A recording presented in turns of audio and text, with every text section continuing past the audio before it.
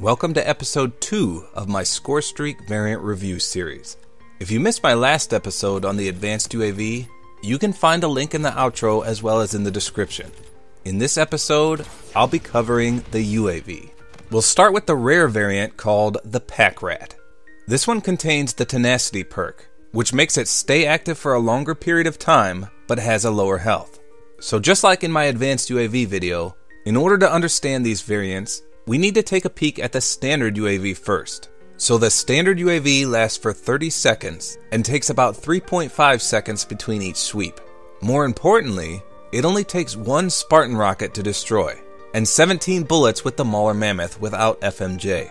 Now the reason I use the Mauler Mammoth for testing is because it's one of the strongest weapons in the game, and it usually offers the lowest amount of bullets possible to take out a streak. Now the standard UAV offers plus 10 assist points for each kill a teammate of yours gets while it's in the sky, and all this can be yours for 500 points. So what exactly changes with the Pack Rat? Obviously, the biggest benefit here will be to its duration. It seems to last for approximately 38 seconds, so you'll receive an 8-second increase from the standard UAV. The time between sweeps remains identical, as does the number of rockets it takes to destroy. The bullets to destroy, however, decreases to 13, so it takes 4 less bullets to take out. You'll still earn plus 10 assist points, and it'll still cost 500 points to earn. So looking at these stats, this actually seems really good. You get 8 additional seconds for virtually no penalty whatsoever.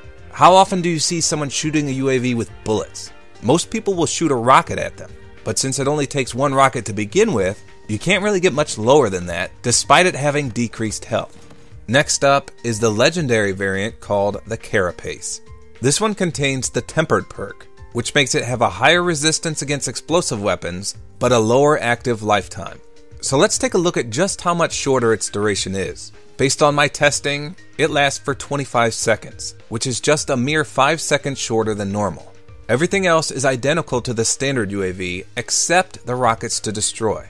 As the perk mentioned, it's got a higher resistance against explosive weapons, so think of it as having blast shield more or less. When you shoot it with the Spartan launcher, it actually pops up the blast shield icon, so it'll now take 2 rockets to destroy. It still takes the same amount of bullets to take out though at 17. This one is also quite good, again because most people attempt to shoot down the UAVs with the Spartan launcher. They'll be in for a rude awakening when their first rocket doesn't destroy it, and that 5-second shorter duration isn't really that painful. Now lastly, the epic variant called the Kickback. This one contains the Teamwork perk, which gives it increased assist points but at a higher score streak cost. So there's only 2 differences between the epic variant and the standard one: the assist points rewarded and the score to obtain it. The duration, the sweep time, the rockets to destroy, and bullets to destroy are all identical to the standard UAV. Now the assist points increase by 10, for a total of plus 20 every time a teammate achieves a kill while it's active. The drawback is the score to obtain it increases by 125, for a new total of 625 points. Now depending on what game mode you play, this could potentially take a whopping 2 extra kills to earn, which should leave you wondering if it's worth running or not. In fact, let's take a few examples and see how it fares. After seeing these 3 variants stacked up against each other, I'd likely be more inclined to use the rare variant with the 8 extra seconds and see if it offers more assist points overall. I just did a quick sample size here based off 8 games. Now of course, there are several factors to take into account. Map size and teammate quality are the 2 biggest. If you play a large map like Dominion and call in a UAV, you may not get many assists. In comparison, if you play a small map like on Genesis, you could potentially get double the amount. Likewise, if you have a team full of scallywags that can't get a kill to save their life, calling in a UAV may get you little to no assists. Whereas, if you have a team full of high caliber players, they may Pac-Man up every enemy they encounter. As you can see though, those 8 additional seconds from the Pack Rat variant never really amounted to more assists compared to the epic Kickback, and the points from the Kickback were almost always at least double, if not more. I should note that in all 8 games, not once did any of the UAVs I called in get shot down. So basically, if you feel confident earning that epic Kickback as often as you would a normal UAV, it's definitely worth the investment. If not, I'd say at least try and run it on small maps such as Frontier or Genesis.